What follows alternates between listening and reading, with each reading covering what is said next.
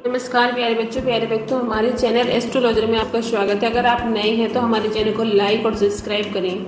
हर रोज एक नए राशिफल के साथ जानेंगे हम कर्क राशिफल जानेंगे 1 अप्रैल से 30 अप्रैल तक कैसा रहेगा आपके लिए अप्रैल का महीना। आपके लिए क्या उतार चढ़ाव आएंगे, क्या ग्रह नक्षत्र आपके जीवन में परिवर्तन करेंगे, इन सभी को हम विस्तार से जानेंगे। आइए जानते हैं आपके करियर के तौर से अप्रैल का महीना कैसा रहेगा।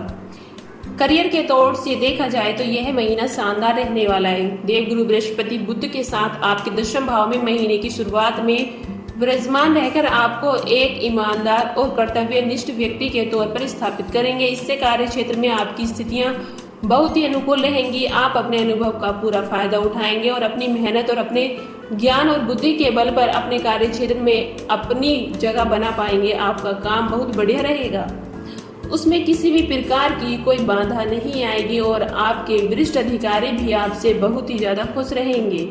इस महीने आपको कोई अच्छी खबर भी मिल सकती है। व्यापार करने वाले जातकों के लिए भी यह महीना मध्यम रहेगा। आपको बहुत सोच समझकर व्यापार में निवेश करना होगा, क्योंकि उसमें कुछ समस्याएं आ सकती हैं। आप और आपके व्यापारी साझेदार के मध्य संबंध बिगड़ भी सकते हैं। इस बात का भी आपको विशेष ध्यान रखना होगा।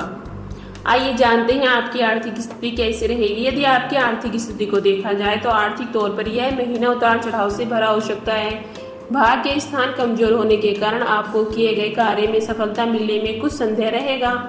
हालांकि भाग्य स्थान के स्वामी के कर्म भाव में जाने से कुछ समस्याएं दूर भी होंगी और आप अपने कार्य क्षेत्र में अच्छे प्रदर्शन के बल पर कुछ अच्छा लाभ प्राप्त भी कर सकते हैं। व्यापार करने वाले जातकों को सावधानी रखनी होगी। किसी तरह का व्यावसायिक निवेश करना आपके लिए खतरे से खाली नहीं होगा, इसलिए जोखिम उठाने से पहले उसके लिए सही और गलत में फर्क अवश्य करें। महीने के उत्तरार्ध में कुछ धन लाभ के भी योग बनेंगे, लेकिन महीने का पूर्वार्ध कुछ कमजोर रहने की संभावना है। बेहतर यही होगा कि किसी तरह से अपने काम को बेहतर बना पाएं और आप यह देखें कि उसी के अनुसार अपनी आर्थिक स्थिति को संभाल पाएं। आइए जानते हैं आपका स्वास्थ्य कैसा रहेगा। यह महीना स्वास्थ्य के दृष्टिकोण से कमजोर रहने की संभावना है। 8वें भाव में शनि और मंगल के महीने की शुरुआत में उपस्थित होने के कारण किसी भी प्रकार की चोट लगने या शल्य चिकित्सा होने की संभावना बन सकती है। यदि पहले से ही किसी बीमारी से ग्रस्त हैं तो थोड़ी सावधानी रखें और वाहन सावधानी पूर्वक चलाएं। आपको शरीर में गांठ होने या फिर अनियमित रक्तचाप या रक्त संबंधी अशुद्धियों का सामना भी करना पड़ सकता है।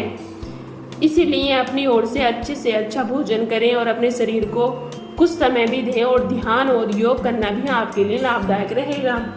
9 भाव में राहु, सूर्य, शुक्र और फिर महीने के उत्तरार्ध में मंगल बुध के भी 9 भाव में जाने से आपके साथ साथ आपके पिताजी को भी स्वास्थ्य समस्या पे हो सकती है, इसीलिए स्वास्थ्य का ध्यान रखें।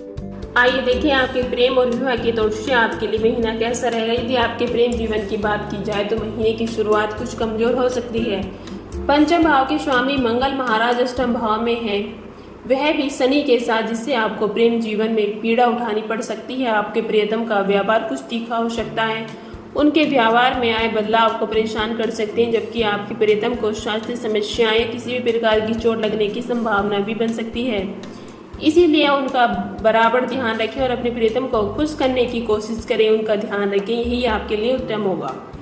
विवाहित जातकों की बात करें तो 7वें भाव के स्वामी शनि महाराज 8वें भाव में मंगल के साथ विराजमान होकर कुछ परेशानियां भी उत्पन्न कर सकते हैं। इसकी वजह से जीवन साथी को स्वास्थ्य कष्ट परेशान कर सकता है। उनकी वाणी और व्यवहार में बदलाव भी आएंगे जो आपको परेशान कर सकते हैं। ससुराल पक्ष में भी किसी की सेहत बिगड़ने से कुछ समस्या हो सकती है। कि महीने का उत्तरार्ध अपेक्षाकृत अधिक अनुकूल रहेगा और तब इन परेशानियों में कमी आने के भी योग बनते नजर आ रहे हैं। आइए जानते हैं पारिवारिक तौर से आपके लिए महीना कैसा रहेगा।